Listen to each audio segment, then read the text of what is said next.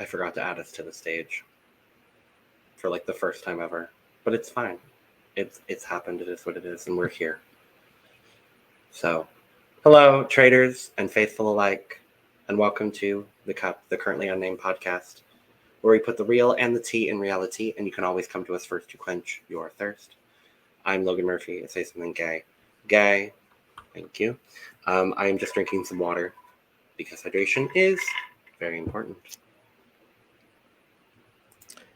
Hello, it's me, Lana, your resident diva, here to give the tea, spill the tea, and drink some tea, because you know I love me some tea. Just kidding, it's me, actually. I know I tricked you all. Well, you could have pulled that off better had you changed your name in here to Lana. Oh, oops. Oops. I didn't bring us into the studio in time. You forgot to change your name. It is what it is.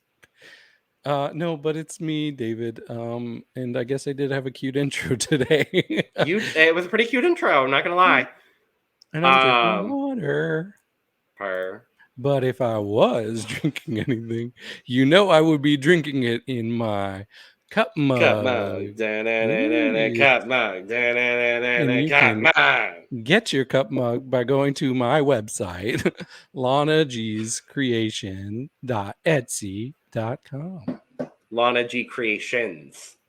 That's what I meant. And you know I'm talking to you, Canada. And we do ship internationally, so there are no excuses. It's a damn good thing you're not, Lana. It's a damn good thing you're not, Lana. Well, all of our other traders got banished this week, so it's just us. It feels fitting. 2 of us, 2 traders left for now. And we're here talking, it's episode 8 of Traitors Canada, and this season is still great. It's I don't know where it ranks necessarily among your watching of Traitors seasons, David, but I am enjoying this season a whole hell of a lot. Yeah, I'm enjoying it. I've seen a lot of Traitors so far. I think this is what my 1, 2, 3, 4, 5, 6, no, I think it might be my 6th, because I've seen UK, USA, 2 Australia, New Zealand, and now Canada. So it's a little more frustrating than a lot of the seasons I've watched, but overall I'm enjoying it. I think there's a good balance between strong traitors and strong faithfuls, and usually it's one way or the other, to be honest. So it's a nice balance, and I'm enjoying that. Yeah, I definitely agree with you. I think it's been a very balanced kind of season where the traitors haven't had complete control. The faithful haven't had complete control. The faithful have been messing up a lot, but I think their victory early on really set them on a decent pace. But then the traitors have caught back up, and now it's like it's a very, very back and forth sort of thing, and I'm really enjoying it. But we left off with the elimination of Mel A. I'm very sad about it personally. I like her. And we didn't know necessarily who was going to be murdered.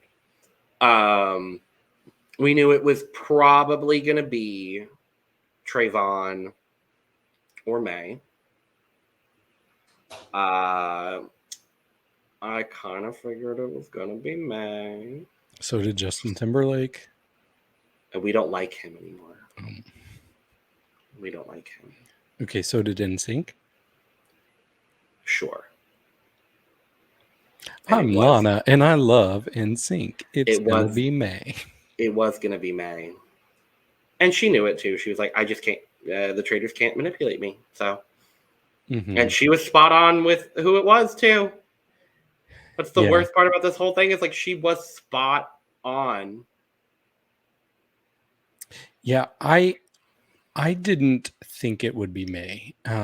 I thought it was going to be somebody who called out Mike, because they kind of alluded to that in the preview for this episode, that Kuzi was calling all of the people that had been eliminated after calling out Mike. But I couldn't remember who did call out Mike previously, so I wasn't sure. Gurpyar and then Kevin. And that was still alive and eligible to be murdered, is what I meant. Oh, at this point, no one. Okay. Because they had taken out both of the people that had said Mike's name, as well as all of the other people that Kuzi was aligned with. Right. Fair. And that were coming after Kuzi, now including May. So I'm not surprised by this decision whatsoever. It did upset me because I liked May. I thought May was a lovely character. Coming in from a show like MasterChef as well and doing as well as she has on this season, I'm really impressed. So yeah, sometimes for me it feels like there's certain characters that they deserve better than being murdered, because like I always think of like the murders are saved for the small characters, the banishments are for the big characters. So sure. I kind of wish we had seen May banished if she had to leave, not murdered. That's just so weak. She can't do anything about it. It just felt like a wah wah kind of exit for her. So she deserved better. Very, very, it's chocolate. Yep. Exactly. But we do see Mike after May's eliminated. Mike's like, oh, it's if Kuzi can get herself out of being suspected for this, she's a better magician than I am.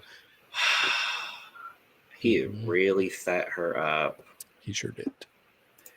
Well, we go into this episode, everybody goes in for breakfast, and there's not... I mean, first in is Leroy and Donna, the new power couple of the Traitors game. Right. Who would have fucking thought? And Leroy's like, can we start moving past the blue team versus red team? I'm like, same. I'm Literally kind of over it. I'm kind of over it. I'm like, I'm fine. I'm good. I don't need this in my life here today. No. I don't. But everybody ultimately comes in. It's a pretty uneventful breakfast, honestly.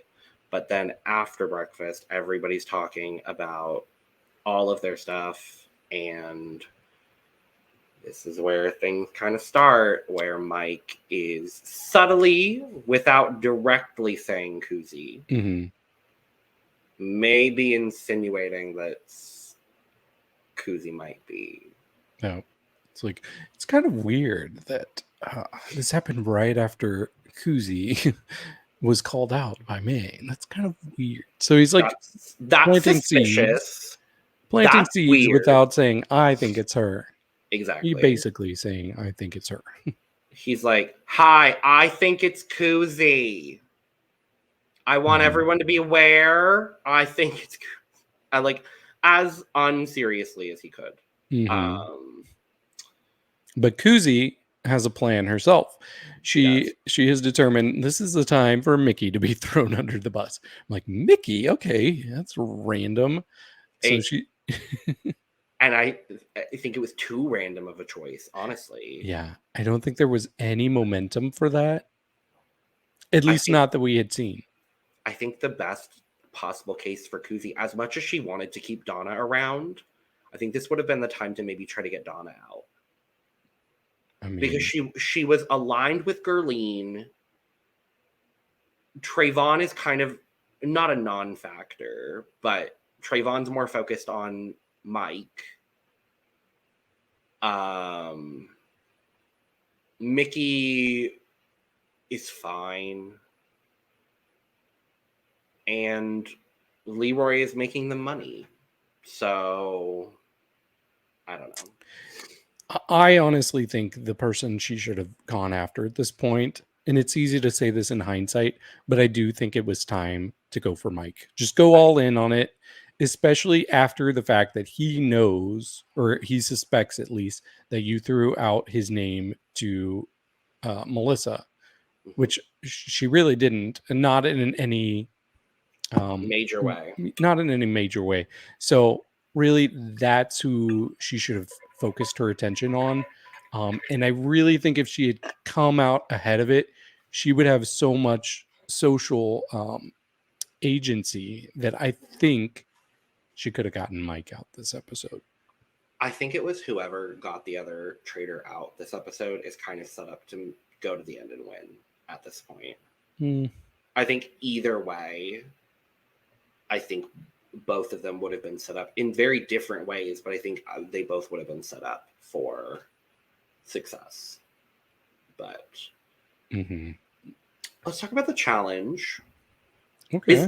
Is this a classic? So it is a twist on a classic. So we've seen this a few times. The way I've seen it the most is it's kind of a carnival ride with like a Ferris wheel, and they're connected on it.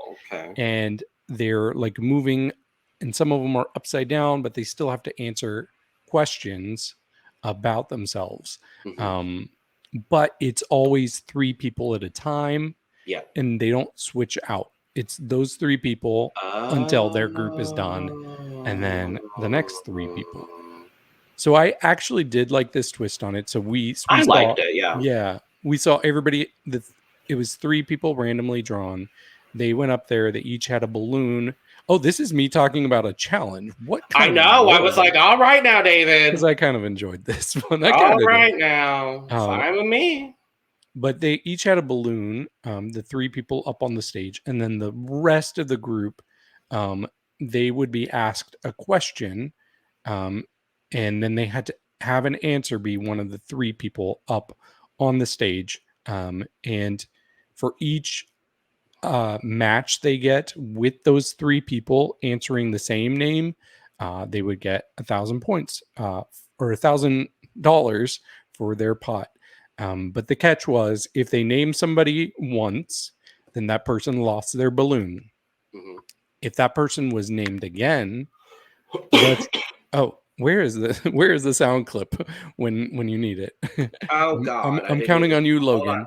Hold on, I got it. Hold on. So yes, if somebody was named again a second time, the trapdoor. Yes, the trapdoor was released, and then that person would be out, and then they would be replaced with somebody else who was randomly drawn. Which I like that aspect. I like this a lot. I didn't like it environmentally. I found it a threat to the environment. Don't release balloons into the air. It is bad for the environment. Don't do it, please. Thank you. I wish they would have just been popped. I think that would have been a nicer thing to do, but that didn't happen. Sure. Or do it indoors. Indoors.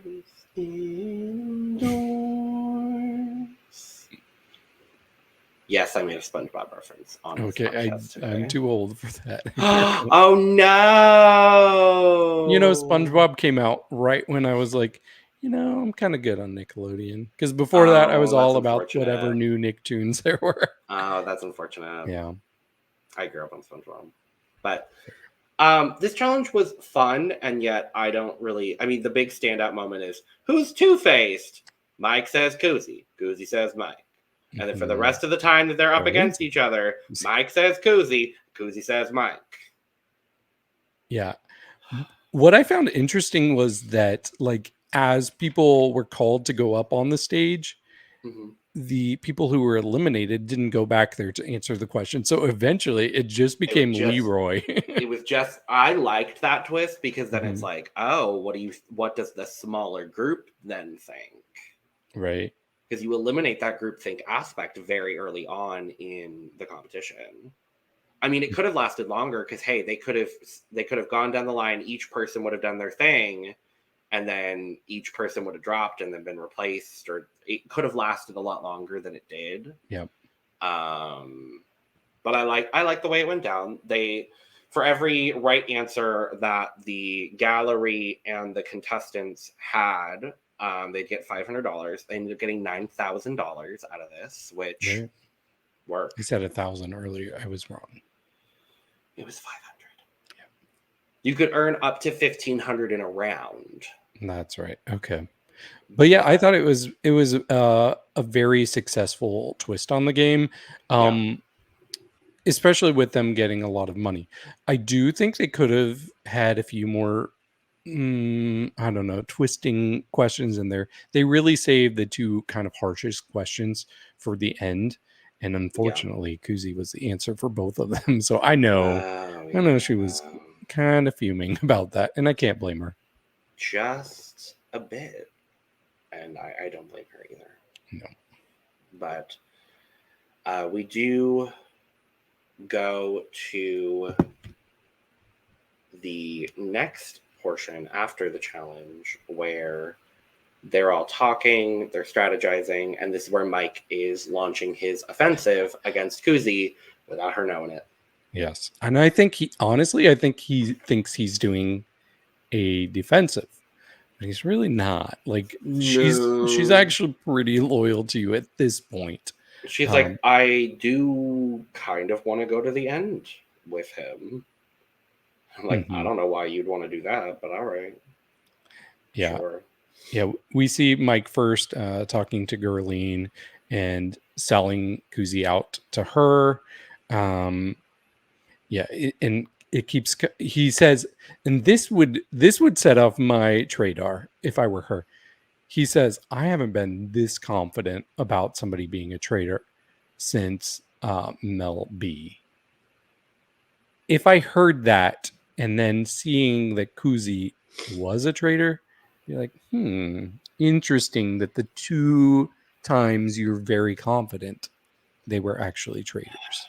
It's as if you knew something. I kind of hope that comes back to bite him. But then the next conversation, this is where I really start to dislike Mike, as if I wasn't already. But he's talking to Trayvon, and the evidence he's using against Kuzi is basically how she reacted to May in the previous banishment. And then he uses a word to describe Kuzi that was inappropriate and really needs to be out of the lexicon. He calls her response to May aggressive. Once again, we are seeing white people call black people aggressive on reality TV. And specifically, a white man calling a black woman aggressive. And I'm sure that didn't sit well with her watching it back. There are ways. I hope it didn't. Yeah, there are ways you can get your point across without using such a loaded word. And especially you're talking to another black man. As I have said thousands of times on this podcast across all of our coverage of shows, there are thousands of other words you can use other than the word aggressive. Synonyms exist. Use them.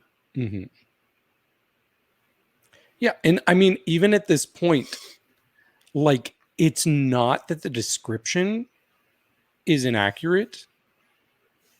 It just doesn't need to be said based on history, based on context, based on the ways it's been manipulated. It's just a loaded racist word, honestly, when it's used in description of black people. So if you felt like that's how she was being, just either don't say it or think of a more tactful way to say it. Yeah, I agree with you. I completely agree with you. But then we get Kareen walking around, talking to everybody. And Kareen invites them all to a dinner party. How joyous. How lovely. And they go, and everyone starts eating except for Kuzi. I don't know why she didn't eat the food. No, I get it, because you never know what kind of twist there might be. So I kind of understood why she didn't. That just shows she's a gamer. Like, she's thinking so many like layers in advance. So yeah, she's like, I can wait. My favorite part though is when Kareen does arrive in this gorgeous pussy bow. She looked gorgeous good. Pussy bow. I was like, yes, queen. Oh, I loved it. But when she arrives, she offers a choice: banishment or murder. We're not doing both this evening. Mm-hmm. At the moment that Kareen announced what the twist was in the decision, you see Kuzi just go. That's when she starts eating. I'm like, I love you, Kuzi. You're so good. And throughout the whole deliberation, she's just eating. Everyone else has already eaten. And I did love Kareen when Kareen walks in and Leroy's like, sorry, we started without you. And she goes, I wasn't eating. I love Kareen. I do too. I love, basically, she came out there and without saying it, she said, sorry, guys, the traitors have not been recruiting, so we're losing people too quickly on the show. Oh my God, literally. So we need to slow down. She's like, it's episode 8. We only have 7 people left. So we got to do something because we still have to fill another episode before the finale. So we're going to do banishment or murder tonight.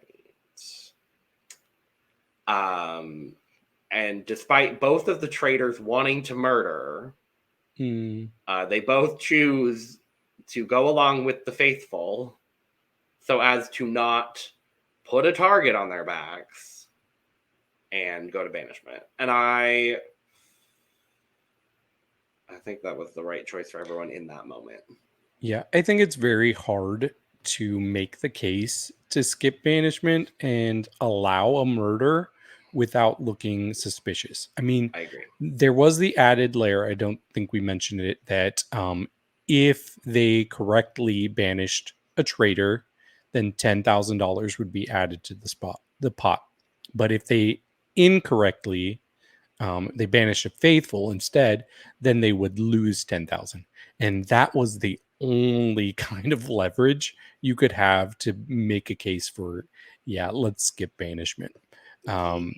Because otherwise, like, why are you wanting to avoid potentially taking out a traitor? What sense does that make? Yeah, definitely. So I think everybody did the best move for them, even seeing with how everything turned out. I agree. I think, well, especially in the moment, Kuzi didn't know Mike was going to come for her, so I get it. But we go to the round table immediately. Oh, I do want to say there was a conversation with Kuzi and Mike that was important. Where they talked about, okay, we're going to go for Mickey. And Mike is like, okay, do we have anything on Mickey that we can really use to get it going? And Kuzi was trying to make her points, but then Mike, this was very interesting and very telling. Mike said, do you think I should ask you questions as if I'm basically pointing out you as a possible traitor? Because we've learned that that's what they did with Mel B. They had planned for him to start that questioning. And Kuzi says, no, don't do that, because then I, based on my personality, to stay consistent, I would have to come back at you hard with questions as well. And I don't want to put that target on you. So the plan was that Mike would not be asking Kuzi any questions implicating her as a traitor.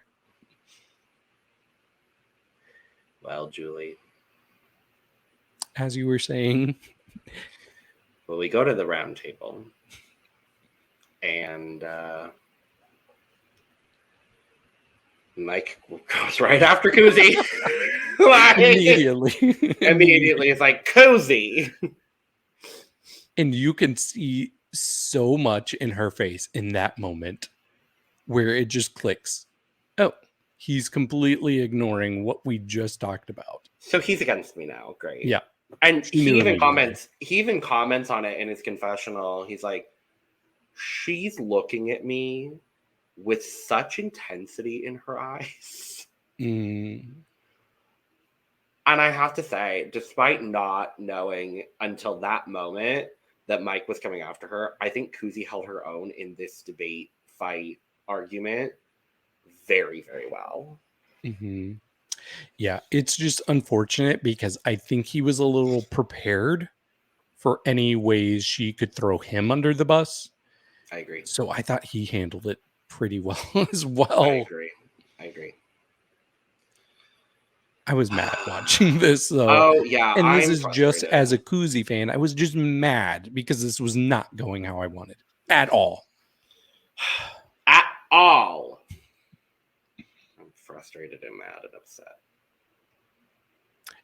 If anybody knows me, they know I have words that I do not include in my vocabulary. I have hand signals that I do not include in my gestures. They were all coming out while I was watching the TV. Oh, me too. But that's I'm ashamed to that's say the it. usual But for me. yes, I was like, Spoiler, everyone. David is not the perfect, sweet angel that you all may think he is. especially not when people come for my koozie.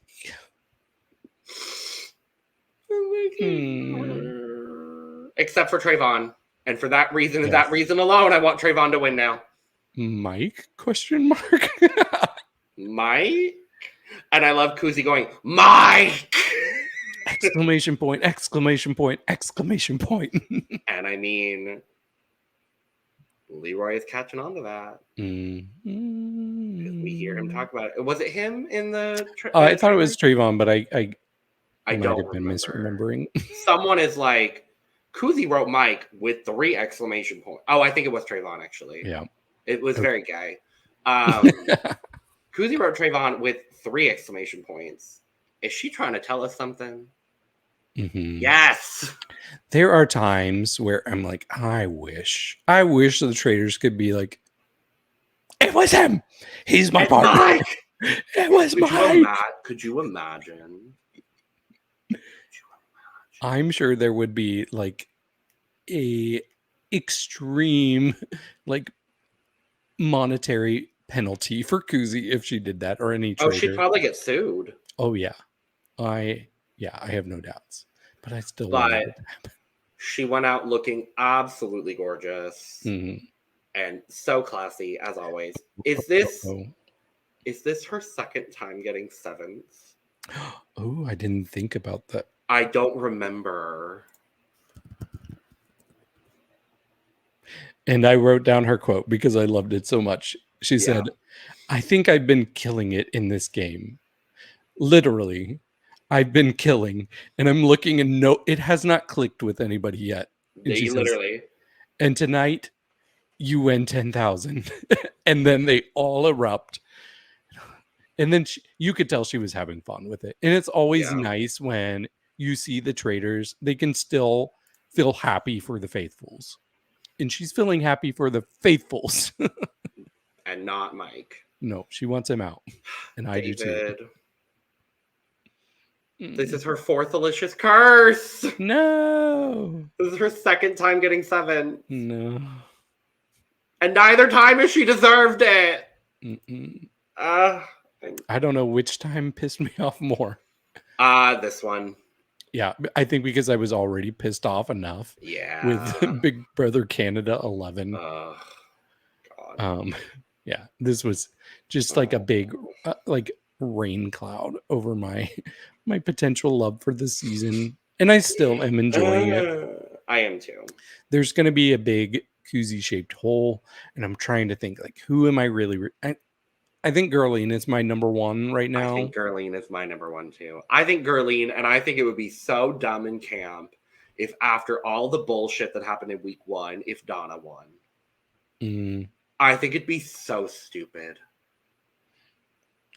My dream is that I will get a repeat of, I won't say what season, but I want to see a late recruit who ends up taking out the other traitor or traitors. And wins it all. Well, we know that that's coming because in the trailer we see that Mike has to blackmail someone into being a traitor. Gerline. I think there's an obvious choice. Oh? I think it's going to be Trayvon. Oh. See, based on the preview and hearing Trayvon say that took him off of my suspect list. Okay. But it could be that he was recruited and is immediately throwing Mike under the bus, which I would love. I would love. I think that would be perfect. Mm-hmm.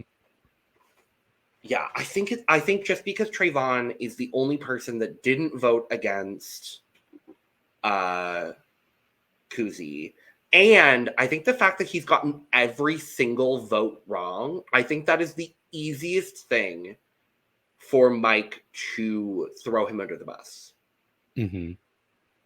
I think it has to be Trayvon. Yeah. You definitely want to go for somebody who is a high suspect for everybody. So really, I do think Trayvon's name has been up the most among everybody who's left besides Mike. The problem is, I think the tides have changed, and I think a lot of people are really starting to see Trayvon as a faithful. So I'm not sure if that's the route to go. Honestly, since there was starting to be a little bit of momentum towards Mickey, I think that could be the right way to go. Just recruit Mickey, especially since nobody is necessarily going to be expecting a recruit at this stage because they know that there's not going to be a murder. Yeah. There's only 6 of them. I know. It's a plausible deniability that there just was no murder and no recruit. So if you were to get somebody and then throw them under the bus as quickly as possible, then you take one out, and then people will be confused and be like, well, maybe there were just 4 people picked as traitors at the beginning. I hope it's Gurleen, and I hope Gurleen gets Mike out, and I hope Gurleen wins. That is my best case scenario at this moment in time. I agree. I'm not ready for her to go to the farm without money. No, I agree. I love that this is the first instance of her talking about the farm. I know. I was like, oh, wait, do you actually live on a farm? Presumably. I thought the farmer just needed a wife that didn't necessarily live on a farm. I really am so interested in this show she comes from. Uh-huh. I'm like, it seems so dumb. It's like, it feels like farmersonly.com, but in person. Yeah. And I'm like, this kind of intrigues me. And if she's on it, I'm intrigued. Me too. But, well, it's presumably we only have 2 more episodes of this season left. And I'm kind of sad because I've been enjoying it. And like you said, there is a large Kuzi-shaped hole. There was a Fiercelicious-shaped hole, and now there was a Kevin-shaped hole, and now there is a Kuzi-shaped hole. Yep. And now, I don't care who wins as long as it's not Mike. Mike. Yes, I agree. Anyone. I would rather see Donna win over Mike. I think a Leroy win wouldn't be super exciting. It would be better than Mike. Has Leroy called a black woman aggressive on international television? I don't think so, unless we haven't seen it. True. But, well, with that being said, we're going to get out of here with this another short-ish kind of podcast for Traitors Canada. But thank you for joining us for our Traitors Canada reviews. We'll be back next week, same-ish time, same place, probably a different panel to talk about the penultimate episode, presumably, of the season. In the meantime, make sure to subscribe over here because we do greatly appreciate your support. Make sure to go follow our main channel as well, The Cup Pod, for almost all of your drag needs. In the description below, you can find all of our links to our social media at The Cup Pod on Twitter, Instagram, and TikTok. You could also go follow both David and myself, and you could go get your merch, including but not limited to the Cup mug. So, with that being said, cheers, David. Cheers. Ooh. We killed it. I don't know. Literally. I don't know why that was spooky all of a sudden. Ooh.